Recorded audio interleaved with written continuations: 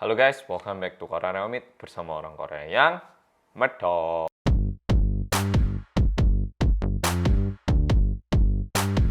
Oke, follow-follow, sebelum memulai cerita kali ini, aku mau bilang bahwa kali ini adalah cerita tentang pembunuhan anak kecil. Dan kenapa aku membawakan cerita ini? Karena pembunuhnya tidak mendapatkan hukuman apapun. Ya, tidak mendapatkan hukuman apapun. Mungkin ada yang udah nanya, Sing kena mas, mosok iso gak dihukum loh mas. ya, jadi langsung tak ceritakan videonya. Mari kita mulai. Cerita ini adalah cerita keluarga bapak bernama yang berusia 45 tahun tinggal di kota Gwangju. Yang ini memiliki restoran yang buka hingga subuh dan dia mengelola bareng dengan istrinya. Dan hasil dari restoran ini pas-pasan untuk menghidupi keluarganya. Jadi suami, istri, dan 2 anak putranya. Yang ini bisa dibilang merupakan tipikal orang tua yang sayang banget sama anaknya, tapi kurang tahu bagaimana cara mengekspresikannya. Jadi dalam hati itu sayang banget, tapi terkesannya ketus dan diam, dan bahkan terkesan dingin terhadap anak-anaknya. Apalagi restoran yang ini buka hingga subuh, jadi kadang waktu dia udah pulang itu udah kelelahan. Jadi nggak ada tenaga yang sisa untuk bicara bareng anak-anaknya. Ya, ceritanya berawal mula pada tanggal 5 Maret 2001 di kota Gwangju. Waktu itu Yang lagi pulang bareng istrinya, dan karena ini udah jam 7.30 dia harus membangunkan kedua putranya untuk pergi ke sekolah. Ya akhirnya Yang ya langsung buka pintu kamar, dan seketika itu si suami dan istri langsung menjerit melihat keadaan dalam kamar itu, karena mereka mendapati putra keduanya yang berumur 11 tahun ini udah berbaring dengan kondisi penuh dengan darah. Yang dan istrinya langsung menghampiri putra keduanya. Biasanya putra keduanya ini bakal tersenyum waktu dibangunkan, tapi kali ini kondisinya cukup kritis. Hari ini putra keduanya tidak bisa memberikan senyuman manis. Darah terus mengalir dari leher putra kedua ini. Yang akhirnya tidak sempat memanggil ambulans, dia langsung menggendong putra keduanya, dan luka yang ada di lehernya ini ditutup dengan handuk dan langsung dibawa lari ke rumah sakit terdekat. Sama seperti orang tua lainnya yang berharap anak keduanya ini tetap bertahan hidup. Untungnya tidak lama setelah itu Yang sampai di rumah sakit terdekat, langsung ke unit gawat daruratnya, dan di situ langsung diserahkan ke perawatnya, dibaringkan dan dibawa ke dokter yang ada. Tapi seketika dokter memeriksa, dokter cuma bisa menggelengkan kepalanya karena putra keduanya ini sudah meninggal, bahkan sebelum sampai di rumah sakit. Orang tuanya menangis begitu keras karena mereka tidak akan lagi bisa melihat senyuman dari putra keduanya ini. Tapi siapa sebenarnya yang melakukan perlakuan seperti ini? Yang membunuh putra keduanya ini siapa? Mendengar kabar itu, polisi juga langsung datang ke rumah sakit itu. Tapi seketika polisi sampai di tempat itu, Yang bilang seperti ini, tolong carikan putra pertama kami. Karena Yang mulai sadar waktu mereka sampai di rumahnya, putra pertamanya nggak ada, dan mereka mendapati putra keduanya ini meninggal. Sehingga mereka merasa, mana orang tua?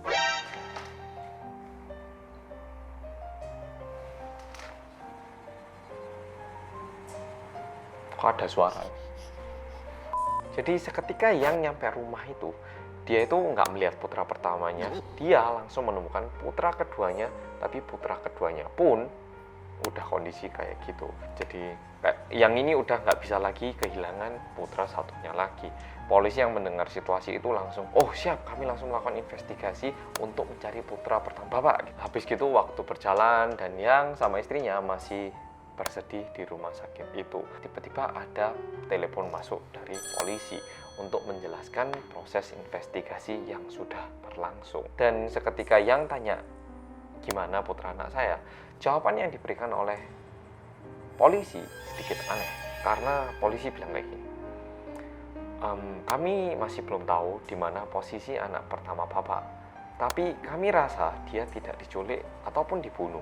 Yang langsung minta, Pak, tolong jelaskan lebih lanjut lagi dong, mohon dijelaskan. Tapi inspektor yang menangani kasus ini alias Inspektor Baek Jong Ryol bilang kayak, Bapak, untuk mendengarkan lebih lanjut, mohon Bapak pulang dulu ke rumah Bapak. Dan seketika Yang nyampe di rumah, dia tanya ke Inspektor Baek, mana putra kami?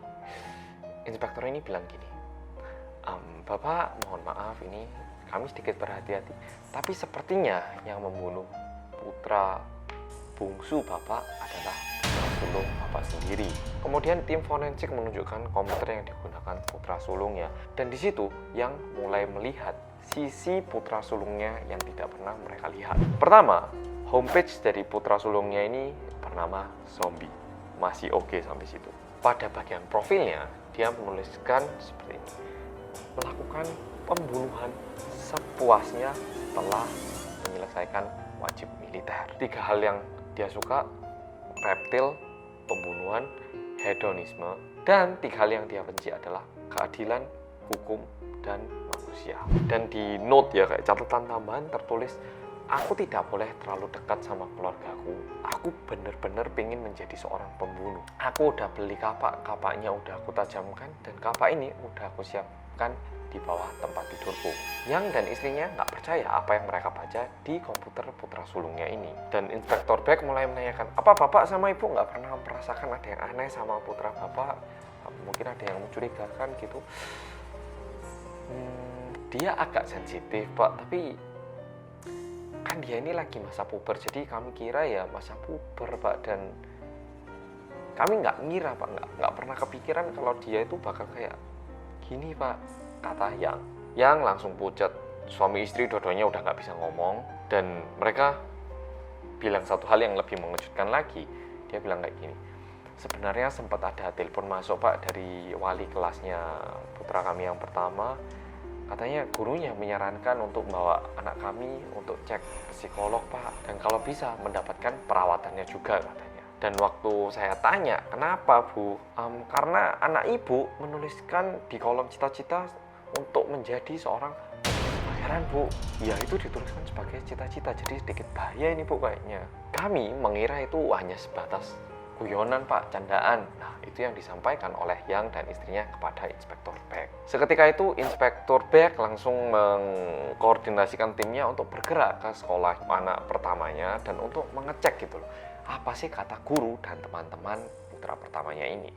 Dan setelah ditanya-tanya, Inspektur Beck kaget karena dia itu udah dicap sebagai anak yang bermasalah dan memiliki potensi untuk melakukan kejahatan. Nah itu udah dicap gitu loh oleh guru dan juga teman-temannya. Udah gitu putra pertamanya ini kecanduan main game. Semua uangnya itu dia habiskan untuk beli item-item di game. Bahkan ada yang bilang kalau putra pertamanya ini terkesan kayak dia itu nggak bisa membedakan mana dunia maya dan mana yang dunia sebenarnya. Dan website-website yang dikunjungi oleh putra pertama ini cuman website-website yang horor dan pembunuhan massal. Mendengar kesaksian seperti ini, Inspektur Beck menjadi lebih yakin, wah kayaknya bener ini pembunuhnya putra pertamanya. Dan di dalam benak Inspektur Beck dia itu mulai mikir, wah anak ini udah kayak bom waktu atau mesin pembunuh. Jadi nggak tahu kapan dia bakal meledak dan kapan dia bakal melakukan aksi yang membahayakan lagi. Dan bahkan alat yang digunakan untuk membunuh adiknya sendiri itu tidak ditemukan di TKP, sehingga ada kemungkinan dia mau melakukan kejahatan berikutnya. Akhirnya semua polisi bergerak mencari di warnet, stasiun kereta api, di jalanan kecil, pokoknya semua dicari.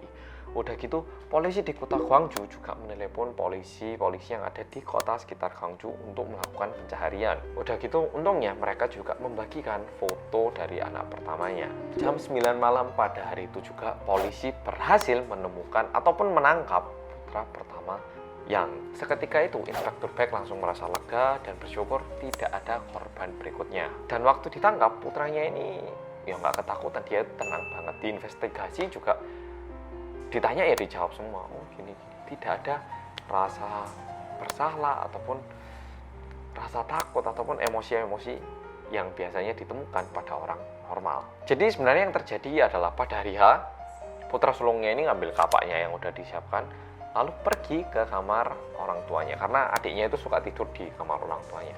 Udah gitu kapaknya ini langsung dihantamkan ke leher adiknya, bercucuran darah kan, langsung ditutup.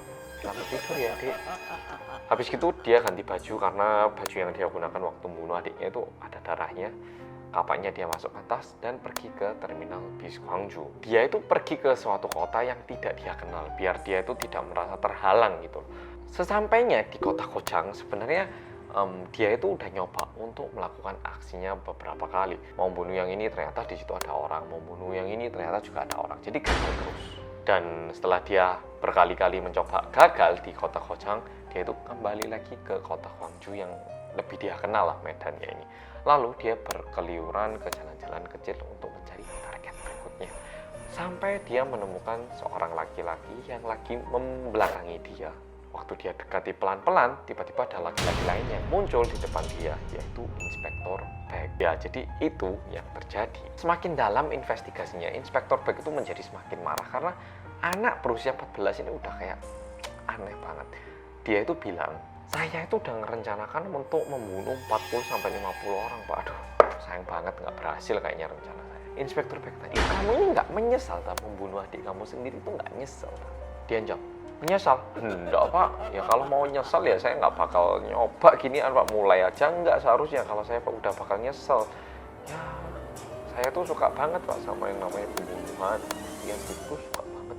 Bunuh itu rasanya menarik gitu loh, Pak. Gitu. Jadi Inspektur Baek bisa melihat bahwa anak ini memiliki cikal bakal seorang psikopat. Dan biasanya bakal tak ceritakan ya di pengadilan hukumannya kayak gimana. Tapi kali ini nggak bisa tak ceritakan. Ya bukannya aku yang nggak mau cerita, tapi karena dia ini masih di bawah umur, proses pengadilannya ini tidak diekspos, jadi tidak ada catatan ofisial yang terbuka. Jadi wartawan kayak siapapun itu nggak ada yang tahu ya cuman orangnya tersebut dan juga keluarganya. Jadi hasil pengadilannya ini tidak dibuka kepada publik. Tapi aku ngerti toh, kalau diberhentikan di sini pasti nggak ganjil. Jadi saya melakukan pencarian lebih lanjut lagi. Dan ternyata di tahun 2015 ada salah satu TV yang meliput anak ini, dan ternyata yang terjadi adalah orang tuanya alias Yang dan istrinya meminta pengadilan untuk tidak menghukum anaknya ini karena putra sulungnya ini masih belia, dan pengadilan mengabulkan permintaan dari kedua orang tua ini. Jadi sekarang katanya putra sulungnya ini ya hidup kayak orang biasa gini, kerja di salah satu perusahaan sebagai pegawai biasa, ya hidup layaknya orang biasa gitu. Lumayan mengejutkan ya, bunuh adiknya tapi nggak kena hukuman. Sebenarnya kenapa sih anak masih usia 14 tahun kok bisa melakukan hal-hal kayak gitu? Memang para ahli juga setuju bahwa anak putra sulungnya ini memiliki karakteristik psikopat karena dia tidak memiliki apa yang bisa dirasakan oleh orang normal. Tapi para ahli juga menyampaikan bahwa ini adalah sesuatu yang diakibatkan oleh masyarakat Korea. Seperti yang Polo tahu, kehidupan di Korea itu sangat kompetitif. Kalau Polo pernah nonton Sky Castle, yaitu seberapa kompetitifnya anak-anak untuk berlomba masuk ke kuliah ternama di Korea, itu beneran terjadi. Sehingga ada pandangan bahwa teman itu bukan sahabat, namun mereka adalah kompetitor, yang artinya harus ditaklukkan. Masalah kedua adalah ada pandangan orang tua yang berpikir bahwa kita itu sebagai orang tua wajib mengasuh anaknya secara material, harus mencukupi secara material. Makan, tempat tidur, secara finansial, maksudnya bayar les-lesan, bayar sekolah harus beres. Itu menjadi satu hal yang penting banget. Bahkan kita sendiri memahami kan ya, berusaha memahami waktu orang tua terlalu sibuk, akhirnya kita tidak berkomunikasi.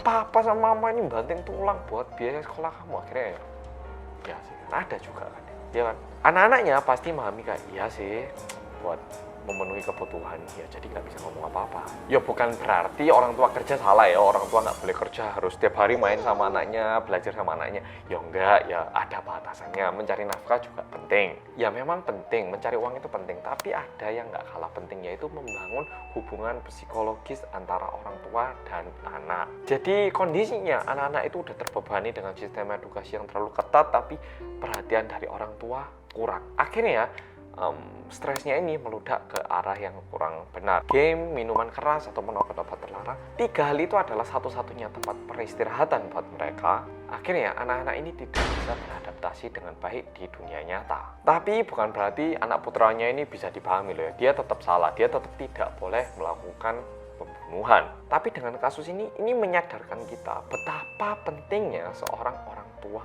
untuk memberi perhatian dan kasih sayang kepada anaknya. Tapi ini beda kalau kejahatan itu dilakukan oleh seorang yang udah dewasa, apalagi usia udah dewasa secara hukum ya. Itu tanggung jawabnya full ada di tangannya dia. Tapi kalau kayak kasus ini kan anaknya masih berusia 14 tahun. Anak usia 14 tahun loh masih lapo sih.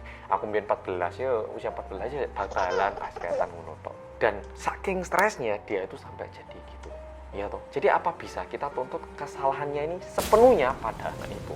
Itu menjadi pertanyaan. Mungkin orang tua bisa bilang, loh aku kan udah ngasih kamu biaya sekolah, udah ngasih ini. Mungkin orang tua bisa bilang kayak gitu. Tetapi orang tua harus lebih sadar lagi, harus lebih perhatian dan berusaha bertanggung jawab atas anaknya. Dan kasus ini di Korea sendiri mengundang pro dan kontra. Yang didebatkan itu bukan apakah putranya salah atau betul, bukan itu. Putranya itu salah, kalau ini udah 100%, ini udah mutlak ya, nggak bisa diganti. Yang didebatkan adalah bagaimana tindakan orang tua ini yang meminta pengampunan kepada pengadilan. Sisi pro bilang gini, ya iya memang dia pembunuh, tapi itu kan juga anaknya mereka sendiri.